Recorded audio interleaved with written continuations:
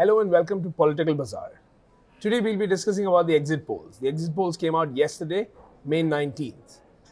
If there's one trend across exit polls, various exit polls have come out, but if there's one trend across exit polls, it is that it's giving the BJP-led NDA a clear majority. It's giving them a majority in lead across against the UPA, the Congress-led UPA and others. The News 18 Ipsos exit poll gives, of the 542 seats, it gives the NDA 336. The BJP gets 276. That's 6 less than last time.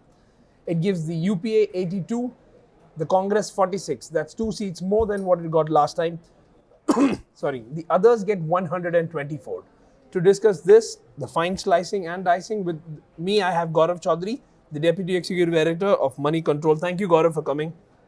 As I said, 336 for the NDA. What are your initial thoughts on this one?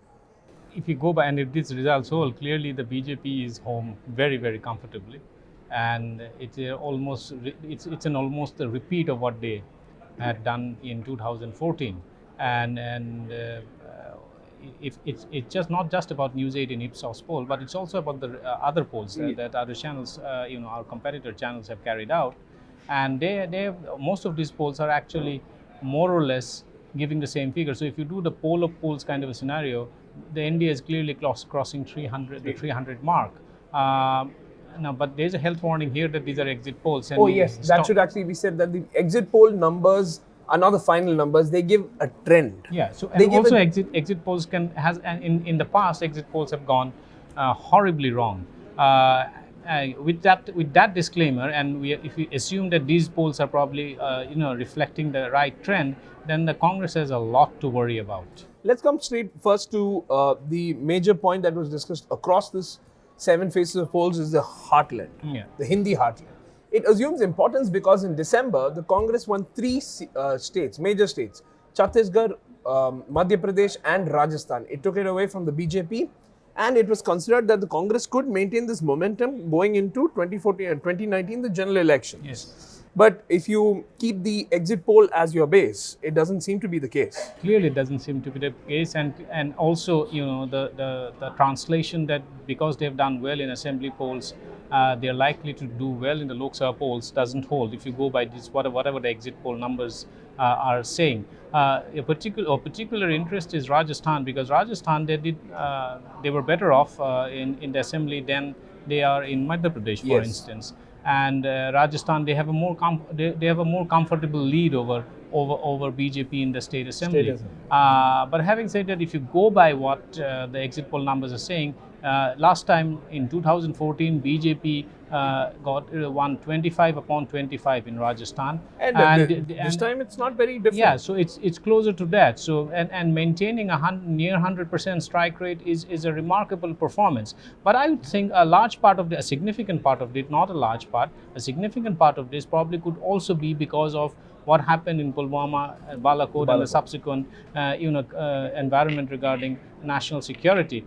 Because if within Rajasthan, particularly the Shekhawati region, we have families where almost every family had at least one member who are working for the armed forces. So national security is a very emotive and a sensitive issue here, and it can unite. That could be one reason why voters may have consolidated. And if you have followed Narendra Modi and his campaign trail in Rajasthan, during his campaign trail, national security issues were probably mentioned more than any other region, and the reason is that people in this region relate to national security more strongly than in any other region. But having said that, if the BJP can nearly repeat of what they did in 2014 in these Hindi heartland states, it clearly shows that assembly polls were delinked from how people vote in Lok Sabha, and probably people's willingness to choose a prime minister and the factors that decide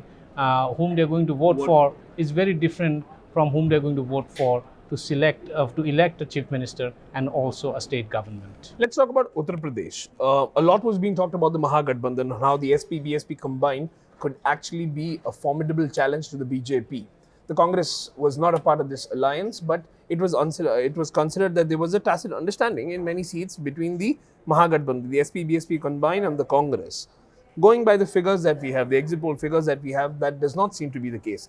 Yes, the BJP, if you go by these figures, has actually, the tally has come down from the 71 it had in 2014, but it's not a big dent. Yeah, so if you go by what the Ipsos poll is saying, then if the BJP actually ends up getting more than 60 seats in a house in a strength of 80 in Uttar Pradesh, that should be considered as a commendable performance, because this time they were up against an alliance it was an united alliance actually, the SP, BSP and the RLD, and that alliance has actually put up a very a strong contest, and the whole idea was based on arithmetic, and they had they had decided to ignore the caste differences among the popular voter base of each of the respective parties, particularly Samajwadi and Bahujan Samajwadi Party.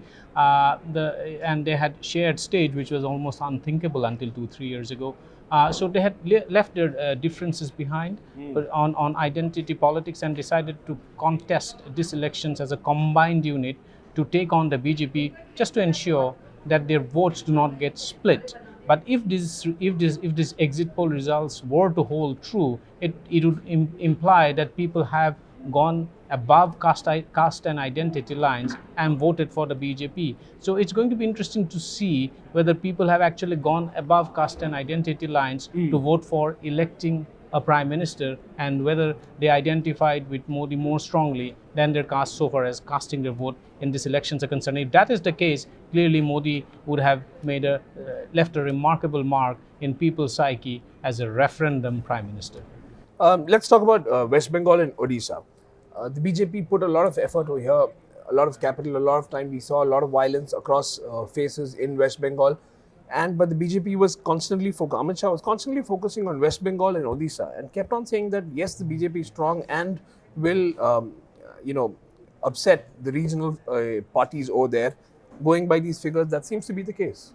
Yeah. So, in most of the exit polls have given have given a BJP a fair number of seats in West Bengal, and if we have, and since we have seen over the last 7 phases West Bengal elections, the fault lines ran very deep in the state. The stakes were extremely high, and as we have discussed before, also the BJP had expended a lot of political capital, particularly President Amit Shah, in this state, because it was part of their so-called Act East policy. These are new virgin territories for them to exploit, because they had maxed out in the heartland states like Rajasthan, like Gujarat, like Madhya Pradesh and Uttar Pradesh. So they had to create newer territories, and they had also, it was they had seen this as an opportunity, apart from spreading their footprint, also to tell the world that they were a truly national party and not just confined to the Hindi-speaking heartland and also Western India. What has, however, come out of all of this, regardless of how the number of seats that the BJP eventually ends up winning, is that the BJP is clearly the number 2 party in both West Bengal and Odisha. Now they are a very strong challenger to Trinamool Congress in West Bengal. That is now they have demonstrated that, and also in Odisha, because they have been able to give a tough contest to Naveen Patnaik's government there. And now another interesting phenomenon that we need to watch out for on the 23rd of May is whether Odisha actually votes separately both for the assembly and the Lok Sabha elections. So when if the BJP ends up getting a large number of seats, and if the tally actually crosses double digits in Odisha, it could be a case that people have voted on separate lines while electing their candidates for Lok Sabha, as well while electing their chief minister. So if it could well be the case that Naveen Patnaik government actually gets a 5th term to run the state government, but actually the Lok Sabha, BJP's tally in Lok Sabha could actually outnumber that of Naveen Patnaik's BJD. That is going to be very interesting to watch out for. As a caveat that we had put out early, these are trends. These are not final numbers. These give a general understanding of how the whole mood has been. For the final numbers, we'll have to wait till the May 23rd. Thank you, Gaurav, for being on Political Bazaar. For more news and updates, stay tuned to moneycontrol.com.